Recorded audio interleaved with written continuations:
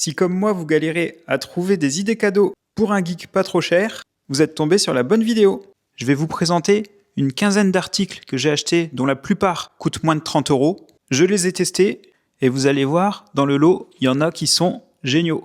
Normalement, vous devriez trouver votre bonheur. J'ai mis les liens de tous ces articles en description de cette vidéo. Il y a actuellement des offres, je vous mets également des codes réduction. Je note collaboration commerciale car même si j'ai acheté tous ces articles, si vous passez commande de ceux-ci par le lien, je touche une petite commission. Grâce aux codes proposés dans la description, vous les aurez au meilleur tarif. C'est parti! Le tout premier que je vais vous présenter, c'est ce mini projecteur. Il est vraiment très peu cher, je ne m'attendais pas à grand chose. Et en fait, il est génial, je pense que je vais l'utiliser très souvent. Comme vous pouvez le voir, là je suis en plein jour, j'ai pas fermé les volets. Et vous voyez qu'on voit vraiment très bien. Alors vous avez une petite molette ici autour pour ajuster la netteté en fonction de la distance. Et vous voyez que même en plein jour, vous pouvez projeter et que vous voyez vraiment bien la chose. Donc vous voyez que sur l'écran d'accueil, vous avez déjà YouTube, Netflix, Disney+ d'enregistré. Vous pouvez brancher, bien entendu, votre vidéo en HDMI ainsi qu'en USB. Au niveau son, il ne fait pas trop de bruit. Je ne sais pas si vous l'entendez, là le micro il est au niveau de la caméra. Il est fourni avec une petite télécommande qui vous permet d'aller dans les menus. Vous avez pas mal de réglages. Et d'ailleurs, je vais vous montrer une chose plutôt sympa. On peut régler, pour que ce soit automatiquement, on peut régler la correction trapézoïdale automatique. Qu'est-ce que ça veut dire? Ça veut dire que si je le bouge, hop, il recalcule et il va recorriger. Alors, je vais fermer les volets pour que vous puissiez voir ce que ça donne dans le noir. Et on va lancer une petite vidéo grâce à mon iPhone, car oui, on peut tout simplement projeter l'écran de notre téléphone sans fil avec ce dispositif. Alexa, ferme les volets. On va se retrouver dans le noir. Je vais vous mettre une vidéo YouTube. Donc ce que je vais faire dupliquer écran. Il retrouve. Voilà. Alors là, on est complètement dans le noir. Ça éclaire même très fort. Il faudrait baisser la luminosité. Franchement, j'étais étonné pour la taille de l'appareil. Alors, je vais sur ma chaîne. Hop, voilà. Et on va lancer une vidéo. Bien entendu, on a la pub YouTube. Ça serait pas marrant sinon. Je peux passer la pub. On se retrouve aujourd'hui dans une vidéo où je vais vous montrer comment on installe une borne de recharge de véhicules électriques. Et vous voyez, c'est plutôt bien. J'ai rechargé sur une prise classique que j'ai remplacée il y a 4 mois par une prise renforcée type Greenup. Je trouve que c'est la folie. Regardez là au niveau de la taille de l'écran, je fais 1 mètre, 2 mètres. Là, il fait un peu plus de 2 mètres en projection. Alors, je vais refaire un test. J'ai branché la Switch 2 dessus. On va voir si ça fonctionne. Regardez au niveau de netteté, en tout cas, c'est vraiment super beau. Alors, est-ce que la Switch fonctionne? On va aller sur HDMI. Ouais, ça fonctionne. Trop bien.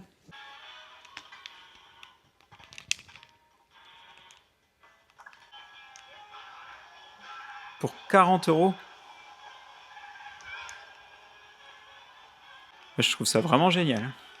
Du coup, vous pouvez même jouer à la console en projeté. Et l'image est vraiment correcte. Je me vois bien jouer comme ça. J'ai Cyberpunk 2077. Vous voyez les couleurs et tout, il n'y a aucune latence. Produit génial. En tout cas, c'est une super idée cadeau. Alors, le produit suivant qu'on va tester, au départ, je l'avais acheté en tant que traducteur. Ce sont ces écouteurs qui permettent de faire une traduction directement sur l'écran. Je les ai testés. Ça fonctionne, mais il y a un gros inconvénient, et ça je ne l'avais pas capté, c'est qu'en fait, c'est lié à l'application qui doit être lancée sur le téléphone. Donc déjà, pour que ça puisse traduire, il faut que le téléphone soit allumé, mais en plus, il faut lancer l'application et qu'elle soit active, le téléphone déverrouillé. Donc oui, ça traduit, mais j'espérais que c'est directement le boîtier, puisqu'en fait, quand ça traduit, vous avez les phrases qui s'affichent ici. Donc j'étais déçu sur ce sujet. Par contre, ils sont pas hyper chers, et je trouve le petit écran dingue. Alors vous pouvez changer les animations ici, et vous avez un menu en slidant ici. Il y a des avantages et des inconvénients à ce boîtier. Pour récupérer les écouteurs, vous l'ouvrez au-dessus et vous les prenez ici. Un des gros avantages, c'est que ce sont les écouteurs les plus confortables que j'ai mis et qui ont une qualité sonore. Vraiment, j'étais bluffé. Moi, j'ai des iPods, je crois que c'est 3e génération, pas les pros mais les classiques. Et bien en fait, ceux-là sont plus légers, ils me font moins mal aux oreilles et le niveau sonore est très qualitatif. Vous avez un petit bouton ici pour pouvoir cliquer si vous l'entendez. Par contre, un gros inconvénient, donc ça c'est afin de mettre pause, décrocher, raccrocher. Alors un inconvénient, c'est que vous entendez, je clique assez facilement sur le bouton. Ça encore, ça ne me dérange pas trop. Mais un autre inconvénient, c'est que quand on les ferme, bien souvent, le boîtier reste allumé ou les écouteurs restent allumés un petit moment. Alors là, ils le font pas comme par hasard, mais des fois, ils restent allumés. Ah bah là, regardez, il est allumé, et je comprends pas pourquoi ils sont allumés, et ça met beaucoup de temps à s'éteindre. Et alors moi, je fais des montages souvent le soir ou la nuit pour mes vidéos dans le noir, et ça clignote assez fort. Donc pour moi, ça, c'est un inconvénient. De même que l'écran, je pense que sur le temps, alors là, je les ai vraiment utilisés, hein, je les ai pris avec toute la semaine. L'écran, je pense qu'il doit se rayer dans le temps. Bon, voilà, je l'ai mis dans ma poche pour le moment, il n'y a pas encore de micro-rayure, mais je pense que ça va arriver, forcément, vu que c'est pas protégé. Mais donc ça peut être un très bon cadeau, une très bonne idée de cadeau, et surtout pour ceux qui aiment bien du son de qualité et qui ont mal aux oreilles quand c'est trop lourd, ils sont hyper légers. Au niveau autonomie, c'est correct. Je dirais quand même moins que mes AirPods, mais en même temps, il y a un écran qui s'allume, donc forcément, mais on n'est pas obligé de l'allumer tout le temps. Donc voilà, très bon produit. Alors, qu'est-ce que vous voulez voir de suivant? Il y a encore plein de bons produits. Allez, celui-ci. Celui-ci, je l'ai adoré. Dans une boîte protégée avec la petite notice. Vous avez un petit pied qui peut se visser en dessous pour pouvoir faire trépied. Si vous devez poser le téléphone pour pouvoir filmer. Alors, ce bras, par rapport au prix, la qualité est dingue. Je vous montre ça tout de suite. Bien que mon téléphone soit un iPhone 17 Pro Max avec une coque, il passe directement dans le petit cache ici. Donc là, le téléphone tombe puisque le bras est éteint. On va aller l'allumer.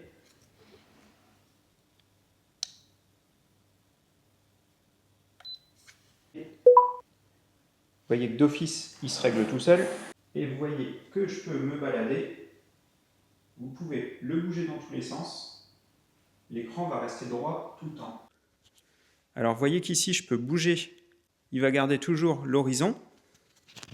Et vous avez une petite molette qui vous permet de tourner, de lever, de baisser directement. Vous pouvez cliquer 2 fois, il se remet droit. Ah, le chat va pouvoir manger. Allez, je vais filmer pour que vous puissiez vous rendre compte.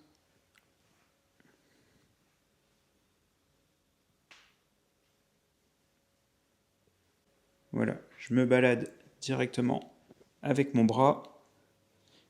Il garde l'horizon et donne une sensation de voler. On ne voit pas les pas. C'est vraiment génial.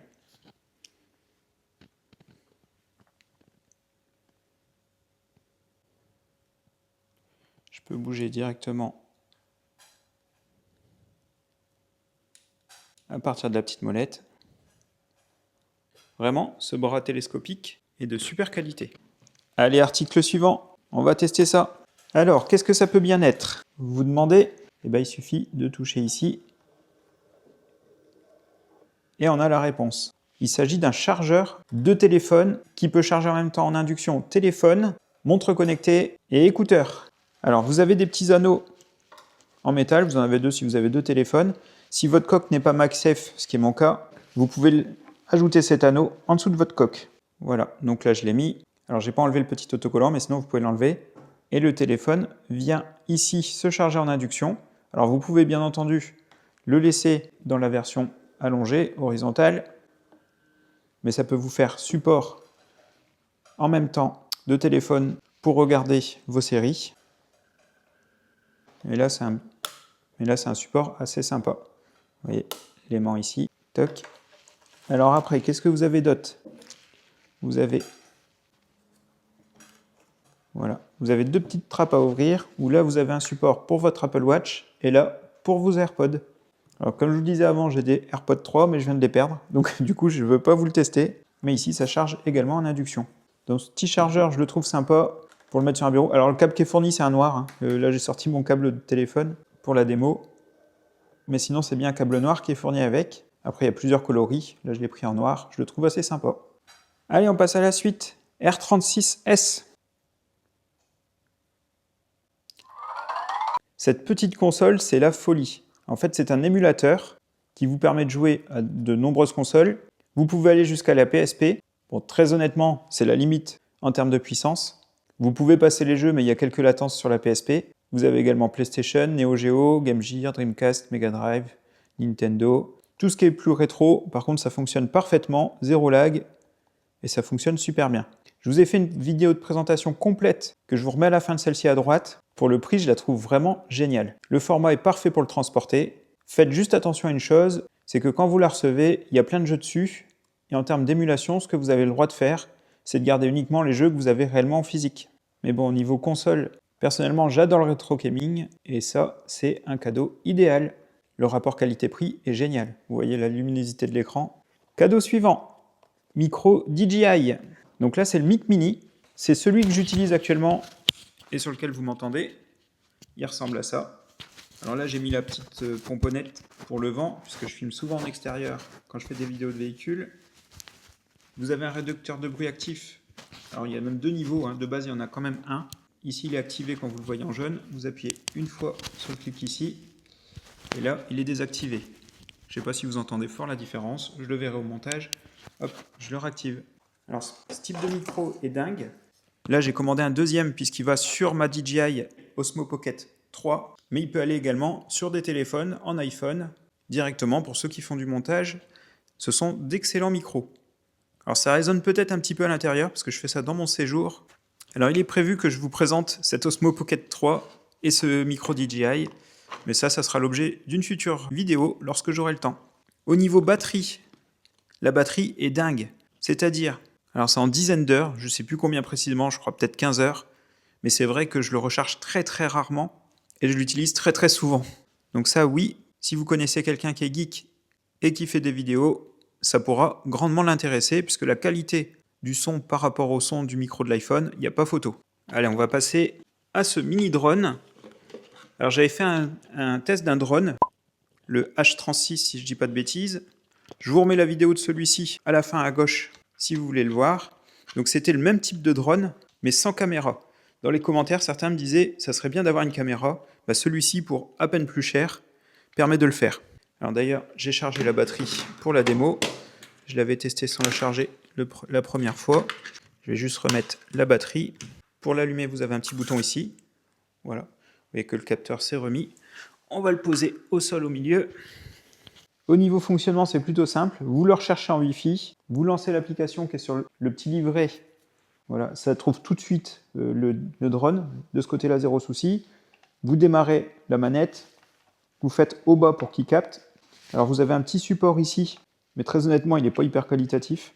J'ai un peu peur de mettre mon iPhone 17 Pro dans un truc en plastique comme ça aussi cheap. Donc je vais le laisser là. En tout cas, vous pouvez enregistrer directement sur le téléphone votre session de vol. Par contre, je vous annonce tout de suite, la qualité, c'est pas ça. Alors ici, pour démarrer, vous pouvez directement cliquer ici. Le drone a un stabilisateur. Et ici, vous pouvez le régler si vous voyez qu'il descend ou qu'il monte ou qu'il tourne. Comme ça, vous voyez que là, je ne touche pas et il est bien stabilisé. Reculer. Mais il vole vraiment très bien. Il est hyper stable.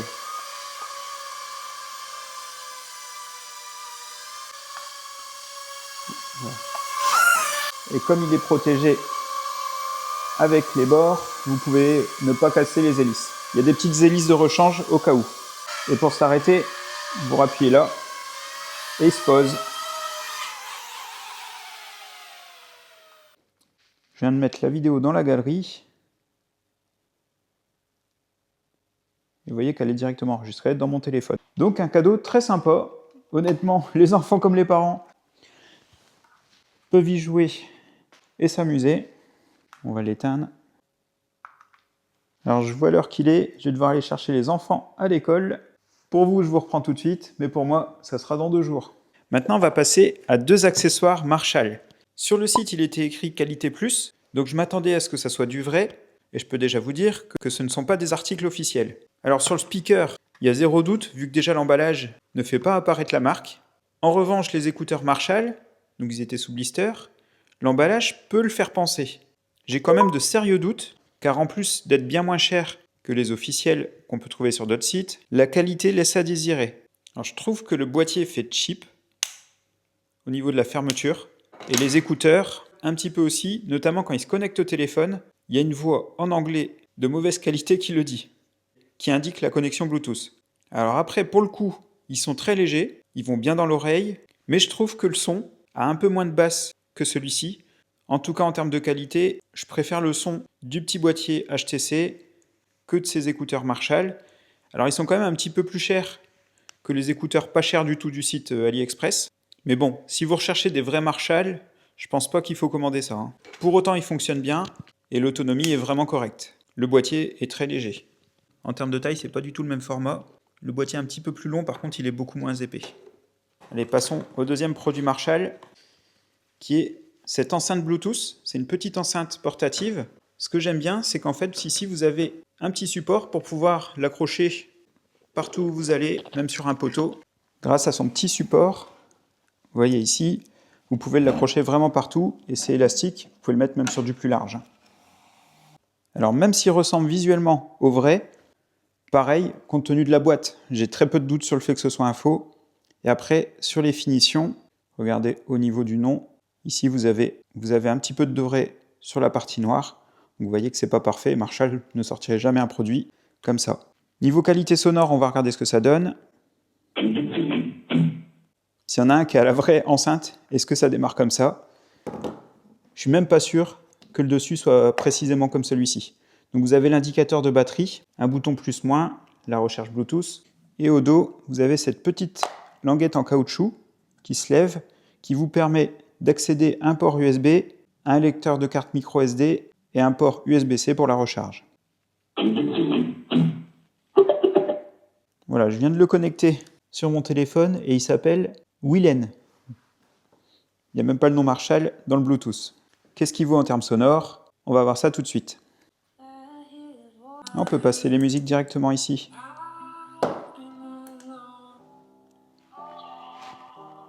Regardez, on passe d'un titre à l'autre. Mettre suivant et revenir en arrière. Je vais vous approcher le micro. Bon, sans les basses, le son est plutôt bon.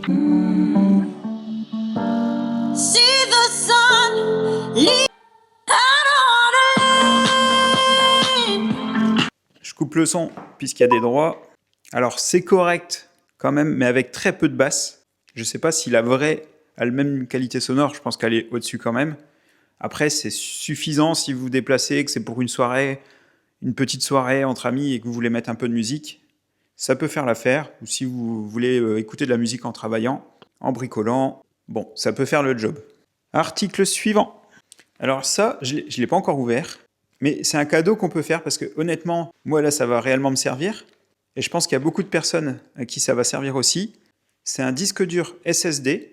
Alors je l'ai pris de la marque Kodak en 256 Go. Alors il paraît hyper léger, comme ça de prime abord.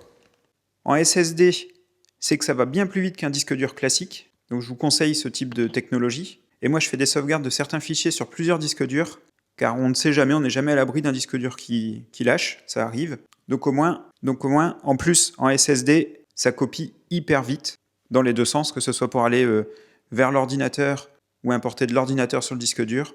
Donc ça peut être un cadeau utile. Une autre idée cadeau, aujourd'hui sur les ordinateurs, vous n'avez plus de lecteur de DVD. Par exemple, chez moi, je n'ai plus de lecteur DVD non plus, et ma fille est fan d'Harry Potter et on a toute la collection. Malheureusement, elle ne peut pas les regarder quand elle veut. Et bien, j'ai trouvé ce lecteur DVD, CD-DVD, qui est très pratique, puisqu'en fait, alors il est très compact, mais surtout, il a deux câbles de branchement, un en USB et un en USB-C. Parce que vous avez de nombreux ordinateurs maintenant qui n'ont plus de câble USB, donc vous pouvez quand même le brancher en USB-C. Donc les deux câbles sont intégrés directement dedans, ça c'est plutôt cool. Je l'ai testé le week-end dernier, il fonctionne très bien, ça coûte pas très cher, donc ça je regrette pas mon achat. Alors tant qu'on est dans l'informatique et le stockage, vous avez également des cartes micro SD, ça peut être une bonne idée de cadeau, on est toujours en manque de place. Moi avec mes caméras et mes tournages, je galère toujours à stocker tout ce qu'il faut, ou à avoir de la place ou à libérer ce qu'il faut. Et donc là, sur AliExpress, il faut faire attention, vous avez des cartes micro SD à 2 €, je vous les déconseille. Je vous conseille de prendre la marque SanDisk, par exemple. Alors là, celle que je vous présente, c'est une 128 Go, mais celle dans la caméra, je viens de la commander, c'est une 256 Go.